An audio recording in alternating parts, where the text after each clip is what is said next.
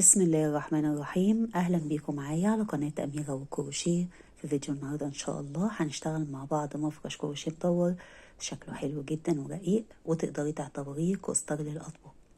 ده كده شكل المفرش شكله حلو جدا وغرزته جميلة جدا ومميزة.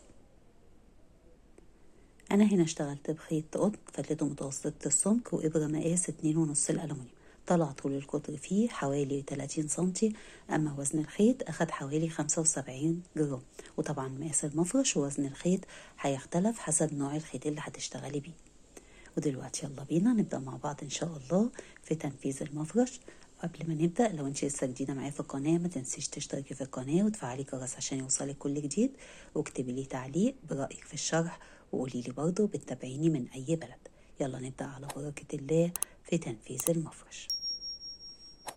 نبدأ بسم الله الرحمن الرحيم. نوع الخيط اللي هشتغل بيه خيط قطن فتلته متوسطة السمك، نفس سمك الخيط الإيطالي أو الخيط القطن المصري. تمام، انت ممكن تشتغلي بأي خيوط تكون متوسطة السمك، أهم حاجة تشتغلي بالإبرة المناسبة لسمك الخيط. فأنا هنا هشتغل بإبرة مقاس 2.5 الألومنيوم، وانت برضه ممكن بنفس السمك تشتغلي بإبرة مقاس 3. أول حاجة بتبدأي بعمل دايرة سحرية. أنا بشتغل الدايرة السحرية، بعمل عقدة البداية وبوسعها وبدخل اشتغل جواها. السطر الاول بدايته بترتفعي 3 سلاسل باعتبارهم عمود، وبعد كده بتشتغلي سلسله، والسلسله دي فرق ما بين العمود والعمود اللي بعده. تاخدي لفه على الابره وتدخلي كده جوه الدايره السحريه. تمام، تشتغلي جواها عمود وبعده سلسله، عمود وبعده سلسله، وبتكرري كده عمود سلسله لحد ما يبقى عندك 12 من العمود سلسلة. أول عمود منهم كان ارتفاعي 3 سلاسل. أنا كده كملتهم 12 من العمود سلسلة، أول عمود منهم ارتفاعي 3 سلاسل. فهنعد برضه عشان نتأكد: 1 2 3 4 5 6 7 8 9 10 11 12. اشتغلنا كده 12 من العمود ما بين كل عمود واللي بعده سلسلة.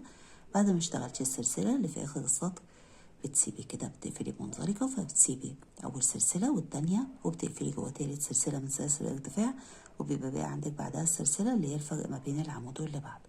هتسحبي الخيط كده وبتعديه من على اللفة اللي على الإبرة. كده قفلنا بمنزلقة، والسطر الأول كان عبارة عن 12 من العمود سلسلة. هتضيقي بقى الدايرة السحرية. تمام، وبعد ما بتضيقيها بتقفلي كده بإبرة التقفيل تحت الأعمدة وبتقصي الخيط. السطر التاني بدايته بترتفع 3 سلاسل، 1 2 3 باعتبارهم عمود اشتغلناه على أول عمود اللي هو برضو ارتفاع 3 سلاسل تحت. تدخلي جوه السلسلة تشتغلي عمود على العمود، عمود وجوه السلسلة عمود، وهو ده اللي بيتكرر معاكي لحد آخر السطر. بتشتغلي على كل عمود عمود وجوه كل سلسلة عمود. هتكرري كده لحد آخر السطر. بعد ما كررتي واشتغلتي بنفس الطريقة اللي اشتغلناها في الآخر اشتغلتي عمود جوه السلسلة، فاحنا كده إجمالي عدد الأعمدة عندنا 24 من العمود. أول عمود منهم هو ارتفاع 3 سلاسل. آخر السطر هترفعي اللفة لفوق كده، وهنقفل السطر بإن احنا بندخل على تاني عمود. بتسيبي ارتفاع 3 سلاسل وتدخلي على العمود اللي هو يعتبر تاني عمود. تدخلي كده تدخلي الإبرة في ظهر العمود تحت اللفتين بتوعه. تمام، وبتسحبي الخيط وبتعديه بالشكل ده. بعد كده هترفعي اللفة لفوق وتدخلي تاني على نفس العمود، تسحبي الخيط وتشتغلي غرزة حشو. تاخدي اللفتين مع بعض كده، فكده يعتبر اشتغلنا غرزة حشو سلسلتين. وده كده يعتبر أول عمود معانا اشتغلناه على العمود. تمام، على كده ده السطر التالت معانا بدايته اشتغلنا بالطريقة دي. هتدخلي كده على نفس العمود تشتغلي عمود، فكده يعتبر على العمود اشتغلنا عمودين. هتشتغلي سلسلتين وتسيبي عمود وتشتغلي على العمود اللي بعده عمودين، 1 2 وسلسلتين، وهو ده اللي هيتكرر معاكي لحد آخر السطر. بتسيبي عمود وبتشتغلي على العمود اللي بعده عمودين، 1 2 وبعد العمودين سلسلتين. هتكرري كده لحد آخر السطر، عمودين على العمود وبعدهم سلسلتين. في آخر السطر التالت بعد ما كررتي واشتغلتي السلسلتين بتقفلي بمنزلقة على السلسلة رقم 2، يعني السلسلة اللي فوق. واحنا كده في السطر التالت عندنا الجزء كان عبارة عن 2 عمود سلسلتين متكررين 12 مرة. السطر الرابع بدايته بترتفعي 3 سلاسل، 1 2 3 باعتبارهم عمود اشتغلناه على أول عمود. على تاني عمود هتشتغلي عمودين، 1 2 جوه السلسلتين عمودين، 1 2 وده اللي هيكرر معاكي لحد آخر السطر. على أول عمود هتشتغلي عمود 1، على التاني عمودين، 1 2 وجوه السلسلتين عمودين، 1 2 هتكرري كده لحد آخر السطر. على العمود الأول عمود وعلى التاني عمودين وجوه السلسلتين عمودين. آخر السطر الرابع بعد ما اشتغلتي جوه السلسلتين آخر عمودين بتقفلي بمنزلقة على تالت سلسلة من سلاسل الارتفاع. واحنا في السطر الرابع عدد الأعمدة عندنا 60 عمود بلفة بما فيهم ارتفاع 3 سلاسل. السطر الخامس بدايته هترتفع 3 سلاسل باعتبارهم عمود، 1 2 3 كده يعتبر اشتغلنا على أول عمود اللي هو برضو تحت ارتفاع 3 سلاسل. على تاني عمود بتشتغلي عمود، يبقى كده اشتغلنا عمودين على كل عمود سلسلتين، وهتسيبي عمود وبتكرري عمودين على كل عمود 1 2 وبعد العمودين سلسلتين، 1 2 وبتسيبي عمود، وده اللي بيتكرر معاكي. بتسيبي عمود وبتشتغلي عمودين على كل عمود 1 2 وبعد العمودين بتشتغلي سلسلتين. هتكرري كده لحد آخر السطر. آخر السطر الخامس بعد ما اشتغلتي آخر عمودين سلسلتين بيبقى بقى عندك تحت عمود، تمام، اللي هو الفرق ما بين العمودين واللي بعدهم، وبتقفلي بمنزلقة على تالت سلسلة من سلاسل الارتفاع. واحنا هنا في السطر الخامس كان عندنا 2 عمود سلسلتين متكررين معانا في السطر 20 مرة. السطر السادس بدايته هترتفع 3 سلاسل باعتبارهم عمود، 1 2 3 وبتشتغلي كده اعتبر اشتغلنا على أول عمود تمام. على التاني هتشتغلي عمودين، 1 2 زي ما اشتغلنا تحت كده، وجوه السلسلتين عمودين، 1 2 هو ده اللي هيتكرر معاكي لحد آخر السطر. يعني اللي هشتغله معاكي ده بتكرريه هو. عندنا عمودين، على أول عمود منهم هتشتغلي عمود، على التاني عمودين، 1 2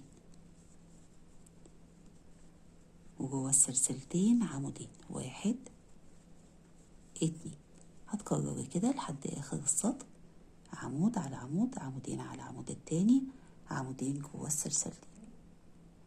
آخر السطر السادس بعد ما كررتي احنا هنا بقى عندنا 100 من العمود بلفة بما فيهم ارتفاع 3 سلاسل. هتقفلي بمنزلقة على تالت سلسلة من سلاسل الارتفاع. السطر السابع بدايته هترتفع 3 سلاسل باعتبارهم عمود، 1 2 3 كده يعتبر اشتغلنا على أول عمود على التاني هتشتغلي عمود، فكده اشتغلنا عمودين على كل عمود سلسلتين، 1 2 وهنا المسافة اللي هنسيبها تحت عمودين مش عمود زي ما كنا بنشتغل تحت كده. هتسيبي عمود 2 وعلى التالت هتشتغلي عمود، وعلى العمود اللي جنبه عمود وسلسلتين. يبقى احنا هنا اشتغلنا عمودين على كل عمود وبعدين سلسلتين، والمسافة اللي بنسيبها تحت عمودين مش عمود واحد بس. فانا اللي هشتغله معاكي ده هو اللي هيكرر معاكي لحد آخر السطر. بعد السلسلتين بتاخدي لفة على الإبرة وتسيبي عمود 2 وعلى التالت بتشتغلي عمود، وعلى العمود اللي بعده عمود، فكده بقى عندنا عمودين. بعد العمودين سلسلتين وتبدأي تكرري، بتسيبي عمودين وتشتغلي عمودين على كل عمود وبعدهم سلسلتين. هتكرري كده لحد آخر السطر. اخر السطر السابع بعد ما اشتغلتي العمودين سلسلتين بيبقى باقي عندك تحت عمودين، تمام؟ دول المسافة ما بين العمودين واللي بعده. هتقفلي بمنزلقة على تالت سلسلة من سلاسل الارتفاع. واحنا عندنا هنا عدد العمودين سلسلتين متكررين معانا 25 مرة. السطر الثامن بدايته هترتفعي 3 سلاسل باعتبارهم عمود، وهتشتغلي على تاني عمود عمودين، 1 2. يبقى كده اشتغلنا على أول عمود عمود وعلى التاني عمودين. جوه السلسلتين بتشتغلي عمودين، 1 2. هو ده اللي بيتكرر معاكي، تمام؟ انك بتشتغلي على أول عمود عمود وعلى التاني عمودين، وجوه السلسلتين عمودين. هتكرري كده لحد آخر السطر. اخر السطر الثامن بعد ما كررتي احنا كده وصلنا للعمودين اللي في الاخر، تمام؟ احنا لو اشتغلنا على العمود التاني عمودين، تمام، فعدد الاعمدة عندنا هيبقى 125 عمود، فاحنا هننقص هنا وهنشتغل عمود واحد بس عشان عدد الاعمدة يبقى 124 عمود. ولما نشتغل الغرزة يطلع العدد معانا مظبوط، لان الغرزة بنشتغلها على 4 غرز، تمام؟ يعني تعتبر من مضاعفات العدد 4. فهتشتغلي على اول عمود عمود، وعلى التاني برضو بتشتغلي عمود واحد بس، وجوه السلسلتين عمودين. فكده عدد الأعمدة هيبقى عندنا 124 عمود بما فيهم ارتفاع 3 سلاسل. هتقفلي بمنزلقة على تالت سلسلة من سلاسل الارتفاع. السطر التاسع هنشتغله كله بغرزة الحشو، على كل عمود هتشتغلي غرزة حشو، تمام؟ فهترتفعي كده في أول السطر وهتدخلي جوه تالت سلسلة وتسحبي الخيط وتقفلي على اللفتين مع بعض. كده اشتغلنا أول غرزة حشو على أول عمود اللي هو ارتفاع 3 سلاسل.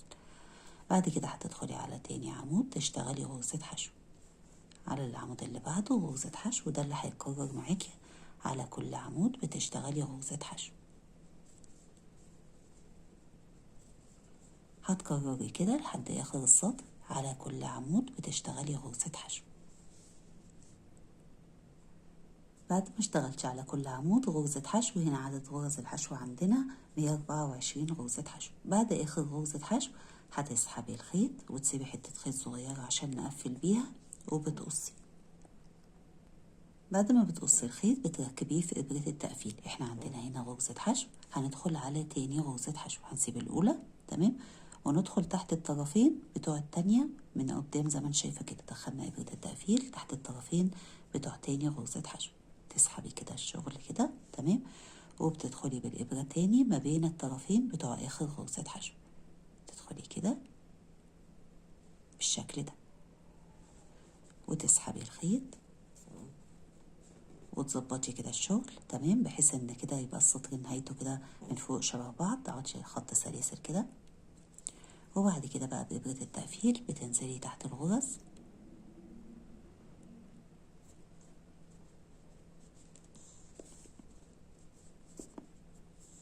تمام، وبتقفليه كده تحت غرز الحشو او بتنزلي كده لحد الأعمدة وتقفليه كويس. وبعد كده بتقصي. ودلوقتي هنشتغل خط منزلقات كده اللي هو ده، تمام، هنشتغله كده فوق الأعمدة، تمام. هتشوفي الطريقة. هنا يفضل ان انت تشتغلي بخيوط تكون ذهبي مثلا، هتدي شكل جميل، او خيوط غامقة عشان تبان. فهتعملي عقدة البداية، تمام. لو هتشتغلي بالخيط الذهبي ممكن تشتغلي بخيط حرير السلسلة، هيدي نتيجة حلوة جدا. احنا هنا هنشتغل على الأعمدة، على الأعمدة، تمام. عقدة البداية بتبقى تحت المفرش كده، هتدخليها على أي عمود، تمام، على العمود كده، يعني تحت غرزة الحشو. شايفة غرزة الحشو اهي تحتها، بتدخلي الإبرة وتسحبي ايه عقدة البداية، تمام. واحنا هنشتغل منزلقات ان احنا هندخل الإبرة على العمود ونسحب اللفة من تحت كده بالشكل ده. هتدخلي الإبرة على العمود وتسحبي الخيط وتعديه من على اللفة اللي على الإبرة، ترجعي تروحي على العمود اللي بعده وتسحبي الخيط وتعديه من على اللفة اللي على الإبرة. اهم حاجه وانت بتشتغلي كده يبقى السلاسل مظبوطه معاكي كلها شبه بعض، ما تبقاش واحده واسعه وواحده ضيقه. هتدخلي على العمود، يعني تحت غرزة الحشو، مطرح ما اشتغلنا غرزة الحشو على العمود كده، وبتسحبي الخيط وتعديه من على اللفة اللي عليه، تدخلي تاني وتسحبي الخيط وتعديه من على اللفة اللي عليه، على العمود اللي بعده تسحبي الخيط وبتعديه من على اللفة اللي عليه. تمام. هتدخلي كده لحد ما توصلي لحد الاخر، على كل عمود بتدخلي وتسحبي الخيط من تحت كده وتعديه من على اللفة اللي على الابرة بمنزلقة. تمام. وزي ما قلت لك هنا لو اشتغلتي بخيوط حرير السلسلة الذهبي هتدي نتيجة حلوة جدا. تمام. هتشتغلي كده لحد اخر السطر. بعد ما اشتغلتي المنزلقات بالطريقة دي كده، تمام، اخر منزلقة بعد ما اشتغلتيها بتسحبي الخيط وبتسيبي حتة خيط صغيرة كده عشان تقفلي بيها، وبعد كده بتقصي الخيط وتركبيه في إبرة التقفيل. كده أنا قصيت الخيط تمام وركبته في إبرة التقفيل. هتدخلي كده عندنا هنا أول منزلقة بتدخلي تحت الطرفين بتوعها، تدخلي بالشكل ده تمام، وبتعدي الخيط، وبعد كده بتدخلي في النص ما بين طرفين الآخر منزلقة، تدخلي كده وتعدي الإبرة من ظهر الشغلة. فكده زي ما انت شايفة كده بقى عندنا خط المنزلقات ورا بعض. هتظبطي الشغل كده تمام، وهنا بقى بنروح جايين رابطين الخيط ده في بعض ربطتين كده،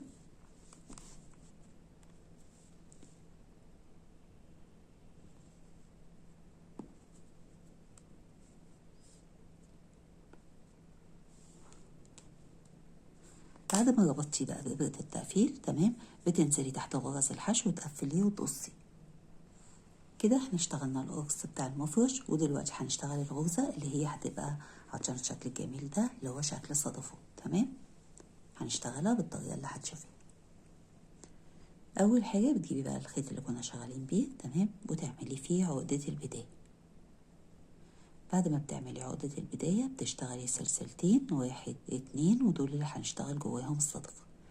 بعد كده هترتفعي 3 سلاسل، 1 2 3، ودول أول عمود من الصدفة. بتدخلي جوه أول سلسلة تمام، اللي هي أول سلسلة هتقابلك اللي هي كده خلاص بقت الرابعة. تمام. تشتغلي جواها عمودين، 1 2. فكده بارتفاع ال3 سلاسل بقى عندنا 3 أعمدة، 1 2 3، 3 سلاسل، 1 2 3. وبعد كده بتدخلي جوه السلسلة التانية تمام، تشتغلي جواها 3 أعمدة، 1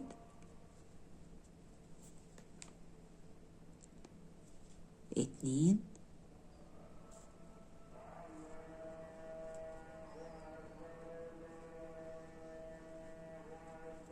3.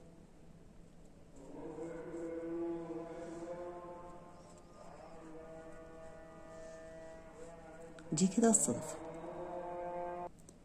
يبقى احنا كده اشتغلنا يعتبر صدفة من 3 أعمدة. تمام. 1 2 3 باعتبار 3 سلاسل عمود، وبعد كده 3 سلاسل 3 أعمدة. هتشتغلي بعد كده سلسلة، وهتاخدي لفة على الإبرة وهتروحي على أي غرزة حشو تمام في السطر، تشتغلي أول عمود من التالت. احنا هنشتغل 3 أعمدة على كل غرزة حشو عمود. يبقى احنا كده اشتغلنا الصدفة وبعدها سلسلة، واشتغلنا عمود على غرزة الحشو، عمود على غرزة الحشو اللي بعدها، وعمود على غرزة الحشو اللي بعدها. فكده عندنا 3 أعمدة جنب بعض. هتشتغلي سلسلة وتاخدي لفة على الإبرة وبتلفي الشغل، وبتدخلي جوه ال3 سلاسل بتوع الصدفة، تشتغلي صدفة من 3 أعمدة، 1 2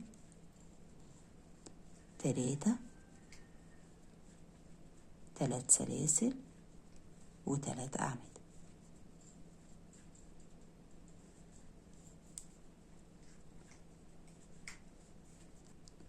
هيبقى عندنا هنا خط صدفات، وفي آخر السطر هنيجي نشبك الصدفة الأخيرة في الصدفة الأولى. هتشتغلي بعد كده 5 سلاسل، 1 2 3 4 5، تاخدي لفة على الإبرة وبتلفي الشغل، وبتشتغلي جوه السلاسل الصدفة صدفة، جوه ال3 سلاسل تشتغلي صدفة من 3 أعمدة، 1 2 3، و3 سلاسل و3 أعمدة، 1 2 3.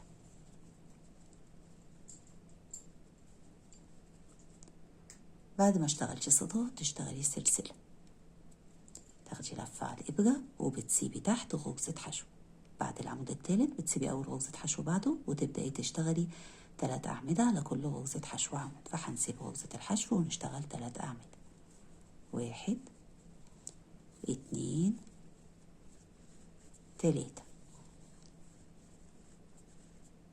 بعد ال3 أعمدة بتشتغلي سلسلة، يبقى بعد ال3 أعمدة سلسلة وقبلهم سلسلة.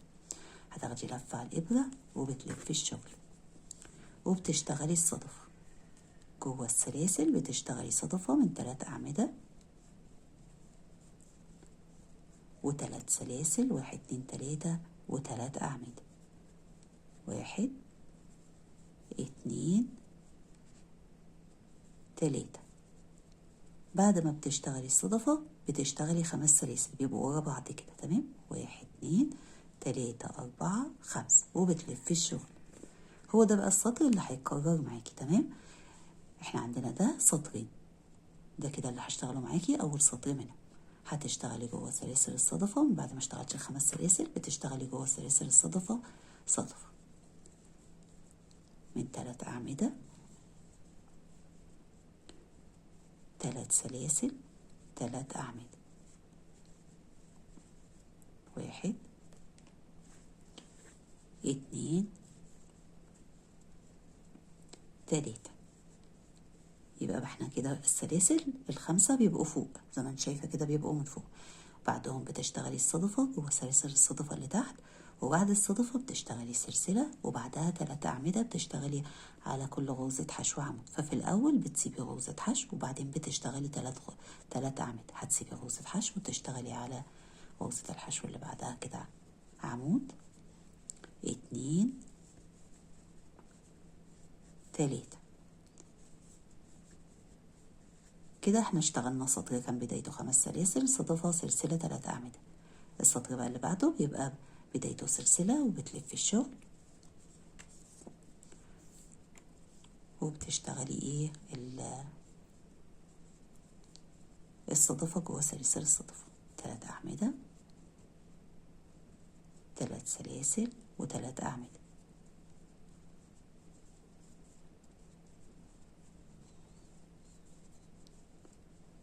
تمام. بعد كده بتشتغلي 5 سلاسل، بنبدأ نكرر. هيبقى عندك سطر فيه 5 سلاسل والسطر اللي بعده زي ما انت شايفه كده مفيش 5 سلاسل، تمام؟ 5 سلاسل هنا مفيش، هنا فيه، هنا مفيش. فهتكرري بقى 5 سلاسل وبتلفي الشغل وبتشتغلي الصدفة، وبعد الصدفة سلسلة، تسيبي غرزة حشو وتشتغلي 3 أعمدة على كل غرزة حشو عمود، وبتكرري كده بنفس الطريقة. وتاخدي بالك ان قبل ال3 أعمدة في سلسلة وبعدهم في سلسلة، تمام؟ هتكرري كده ونيجي نقفل السطر مع بعض. اما بقى الخيط ده احنا ده عندنا هيبقى وش الشغل، فهتقفليه كده تحت الأعمدة، ده كده ظهر الشغل عندنا، بتقفليه وبتقصي الخيط. ده كده الشكل عندك بعد ما اشتغلتي الصدفات بالطريقة اللي اشتغلناها. اخر السطر بعد ما اشتغلتي الصدفة وتحت عندك في 5 غرز حشو، 1 2 3 4 5. فبعد الصدفة دي بتشتغلي سلسلة وبتسيبي اول غرزة حشو وتشتغلي 3 أعمدة على كل غرزة حشو عمود، 1 2 3. وباقي عندك غرزة حشو اللي هي الفرق ما بين ال3 أعمدة واللي بعدهم. هتشتغلي بعد كده سلسلة وتلفي كده وتدخلي جوه السلاسل بتاع الصدفة اللي اشتغلناها اخر واحدة، تشتغلي 3 أعمدة، 1 2 3. وبعدهم سلسلة، وبدل ما نشتغل 3 سلاسل اشتغلنا سلسلة، وهنشبك بقى الصدفة الأخيرة تعتبر مع الصدفة الأولى. فهتدخلي كده على أول سلسلة اللي هي جواها 3 أعمدة، تشتغلي منزلقة، وبعدين جوه السلسلة اللي بعدها اللي اشتغلنا عليها 3 أعمدة بتشتغلي منزلقة، تاخدي لفة على الإبرة وترجعي تاني تشتغلي ال3 أعمدة رقم 2. يعني كده اشتغلنا منزلقتين بدل السلسلتين، 1. هنشتغل كده 3 أعمدة. فكده زي ما انت شايفه كده شبكناهم في بعض، تمام؟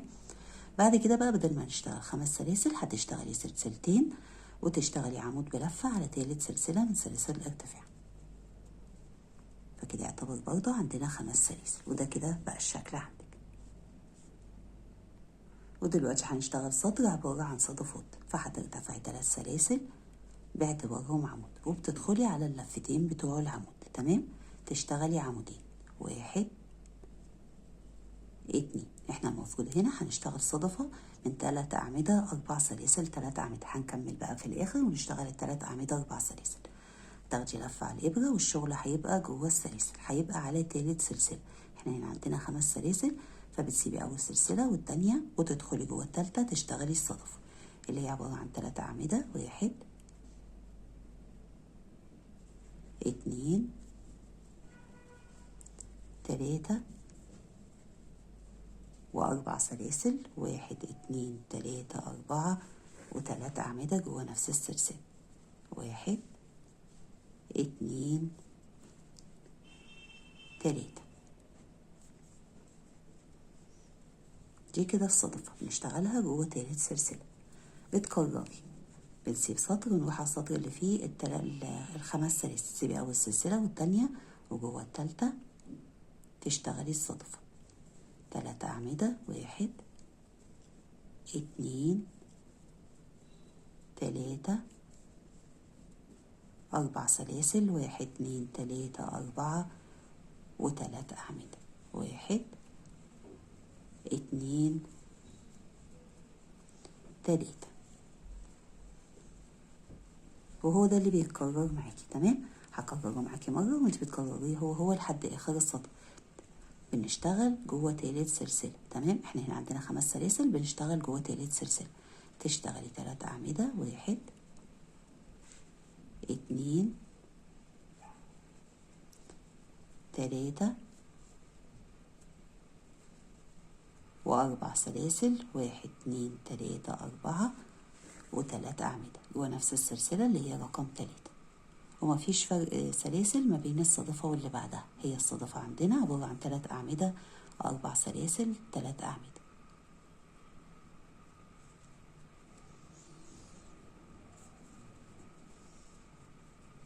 تمام، زي ما انت شايفة كده. تمام، هتكرري بنفس الطريقة كده، وهنيجي نكمل الصدفة في الآخر اللي هي الصدفة الأولى. بعد ما كررتي وصلتي لآخر السطر ده كده الشكل عندك. آخر السطر هنكمل الصدفة اللي كنا بدأناها في الأول، فهتدخلي كده تحت اللفتين بتوع العمود مكان ما اشتغلنا ال3 أعمدة اللي في الأول. تمام، هتشتغلي ال3 أعمدة، 1 2 3. تمام، وهتشتغلي بعدهم 4 سلاسل، 1 2 3 4، وهنقفل بمنزلقة. بس هنا هنقفل بمنزلقة في ظهر تالت سلسلة، يعني احنا مش هندخل كده، هندخل كده في ظهر تالت سلسلة بالشكل ده. تمام، تدخلي كده وتسحبي الخيط وتعديه من على اللفة اللي على الإبرة بمنزلقة، وبعد كده تاخدي لفة على الإبرة وبتسحبي الخيط وبتقصي. بعد ما قصيتي الخيط بتثبتي اللفة كده. تمام، وبعد كده بقى بإبرة التقفيل بتنزلي تحت الأعمدة وتقفليها كويس. واحنا قفلنا بالطريقة دي عشان السطر الجاي هنشتغل منزلقات، فيبقى وش السلاسل قدامنا بالشكل ده. تمام، ودلوقتي هنشتغل السطر الأخير وهيبقى منزلقات على الأعمدة وعلى السلاسل. فهتعملي عقدة البداية في اللون اللي انت اشتغلتي بيه المنزلقات هنا. تمام، وهتدخلي على تاني عمود على الطرف الخلفي منه، عمود على التاني اهو على الطرف الخلفي، تدخلي وتسحبي الخيط اللي هي عقدة البداية. تمام، وبعد كده بتروحي على تاني عمود وتشتغلي المنزلقة جوه السلسلة منزلقة. احنا بنشتغل على الطرف الخلفي زي ما انت شايفة كده، حتى على السلسلة على الطرف اللي هو اللي فوق تشتغلي منزلقة، منزلقة على السلسلة اللي بعدها، ومنزلقة على السلسلة اللي بعدها،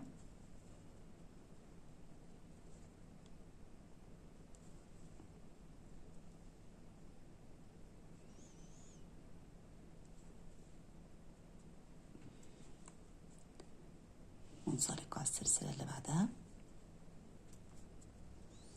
وصلنا كده للعمود. تمام، بنشتغل على الطرف الخلفي من العمود، فهتشتغلي على الطرف الخلفي للعمود وعلى الطرف الخلفي للعمود اللي بعده اللي هو التاني والتالت. وصلنا كده للتلات أعمدة اللي بعدهم، فبتشتغلي على الطرف الخلفي لكل عمود.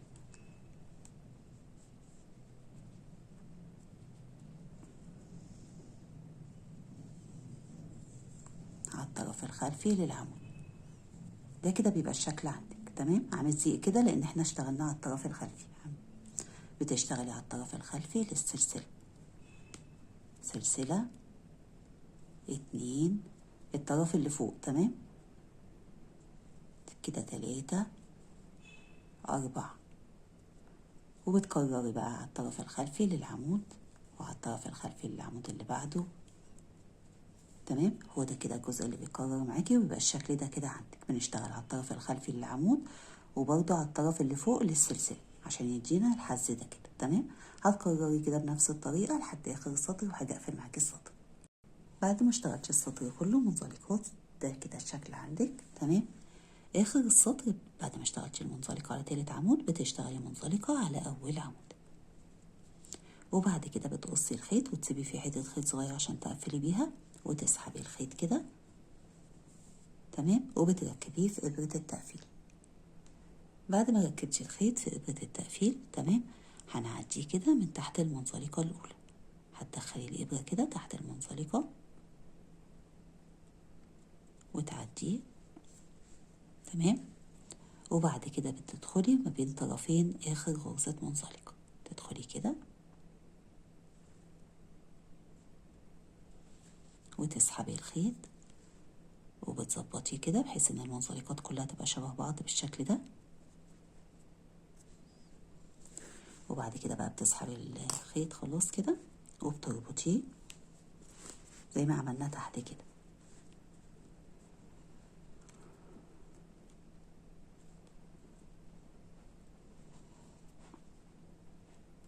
وبعد كده بقى تحت الغرز بتقفلي كويس او بتنزلي كده تحت الاعمده بس من غير ما تبقي مبينه الخيط وبتقفلي كويس وبعد كده بتقصي. ده كده شكل المفرش بعد ما خلص. زي ما انت شايفه شكله حلو جدا ورقيق جدا جدا. انا بكده خلصت معاكي فيديو المفرش. اتمنى الشرح يكون كان واضح ليكي وان شاء الله نتقابل في فيديو جديد. ولحد ما نتقابل اسيبكم في رعايه الله والسلام عليكم ورحمه الله وبركاته.